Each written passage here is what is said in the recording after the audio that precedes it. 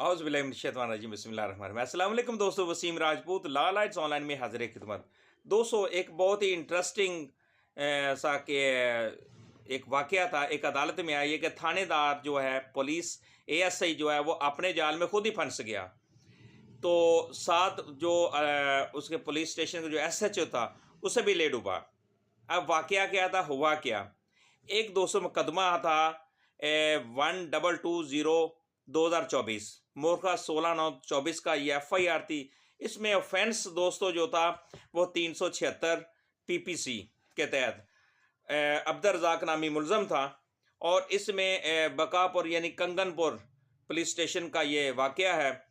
और मुलज़म को इन्होंने 11/12/2024 को गिरफ्तार किया वो। और उसके बाद मुलज़म जो अब्दुल रज़ाक का 11 दिसंबर 2024 को गिरफ्तार किया और 3 दिन तक गिरफ्तारी का इंदराज किए बगैर, कोई इंदराज नहीं किए बगैर गैर कानूनी तौर पर पुलिस स्टेशन के अंदर बंद रखा गया। फिर उसके बाद उससे मिस्टेक क्या होती है, 14 दिसंबर 2024 को जुडिशल रिमांड के लिए मुलज़म को ऑनरेबल अदालत जो है जवेद खान साहब मजिस्ट्रेट हैं दफ़ा 30 के चुनिया ज़िला कसूर के पास पेश करता है। और थानेदार जो था एएसआई साहब जो थे वो अपनी ही तहरीर से वो खुद ही फंस जाते हैं। अब तहरीर क्या है, मैं थोड़ी सी पढ़ के बताता हूँ। गुजारिश है कि मुकदमा अनवाने बाला मुलज़म दर्जा बाला नामजद एफआईआर है। मुलज़म को मोरखा 11/12/2024 को मुकदमा में हस्बे ज़ाब्ता गिरफ्तार किया गया। तकमील तफ्तीश बताया है, इस्तदा है कि मुलज़म का रिमांड हवालात जुडिशल 14 यौम मंजूर फरमाकर मुलज़म को हवालात जुडिशल भिजवाने का हुक्म सादर फरमाया जावे। अब्बास एएसआई 14/12/2024। अब उसकी तहरीर किया है, मुलज़म को गिरफ्तार कब किया है, 11/12 को। अब वही उसने, अब इसमें क्या है, अल्लाह ताला की जो लाठी है ना वो बेआवाज़ होती है। अब जुडिशल रिमांड के लिए मुलज़म को अदालत में पेश भी किया गया। अब वो तहरीर उसने बेचारे ने अपनी कर दी।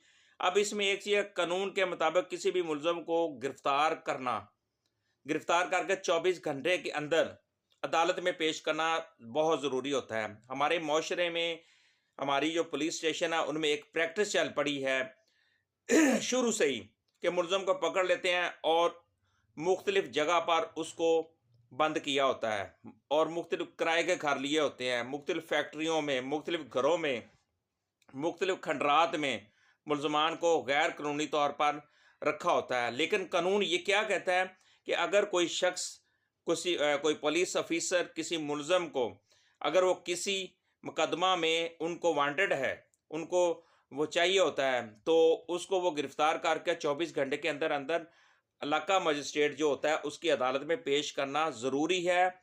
ये हमारा कानून कहता है।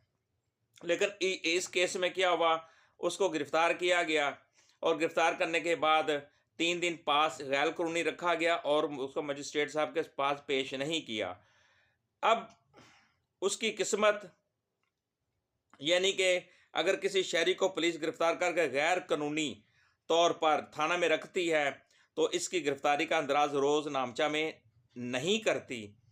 तो मज़कूर, अब इसमें क्या है, मज़कूरा मुकदमा में थानेदार साहब ने क्या किया जी, कानून की लाइल्मी थी या उसके पास, या फिर अल्लाह ताला की पकड़ थी, उससे कोई ऐसी गलती होगी थी तो जिसने उसने अल्लाह से तौबा नहीं की होगी, तो या फिर कुदरत की पकड़ है तो की वजह से रिमांड की कुदरत, यानी कि रिमांड की दरख्वास्त में उसने गलती से सच लिख दिया। जो मैंने अभी ये गुजारिश है कि मुकदमा नवाने वाला मुलज़म यानी कि 11/12/2024 को गिरफ़्तार हुआ और उसके बाद 14/12/2024 को मजिस्ट्रेट साहब के पास पेश कर रहा है। तो जिस पर अदालत ने वाक़या का सख्त नोटिस लेते हुए डीपीओ कसूर को तफ्तीशी अफसर के ख़िलाफ़ और मुतल्लिका जो एसएचओ साहब हैं उनके ख़िलाफ़ एफआईआर दर्ज करके अदालत को इतला देने का हुक्म दे दिया। ये कसूर का वाक़या है। अब जज साहब ने तो बहुत खूबसूरत फ़ैसला दिया, कानून के मुताबिक दिया। माशाल्लाह बहुत अच्छे जज साहब हैं जावेद खान साहब, उन्होंने बहुत खूबसूरत फ़ैसला दिया और उन्होंने बाकायदा कहा कि जब एफआईआर काट के बाकायदा अदालत में उसको इतला भी दी जाए और अदालत को आगाह भी कर दिया जाए। तो इस तरह के अब हम ये तो नहीं कह सकते कि ये पुलिस ऑफिसर जो था उसकी गलती थी। बस ये कोई उससे कोई गलती होगी, उसकी पकड़ होगी। अब इतना बड़ा बेचारा एक नई टेंशन में फँस जाएगा। हमारी प्रैक्टिस इस तरह की चल पड़ी है, लेकिन कानून बार-बार ये में लिखा है कि जब भी किसी को गिरफ्तार किया जाएगा 24 घंटे में पेश करें, लेकिन ये नहीं करते।